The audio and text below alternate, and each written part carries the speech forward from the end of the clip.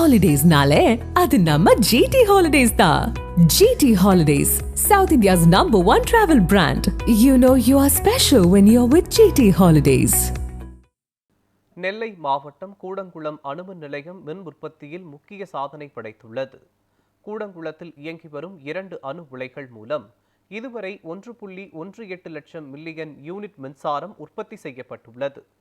இதன் மூலம் சுமார் 100 மில்லியன் கார்பன் டை ஆக்சைடு வெளியேற்றம் தவிர்க்கப்பட்டுள்ளதாக அணுமின் நிலைய வட்டாரம் தெரிவித்துள்ளது.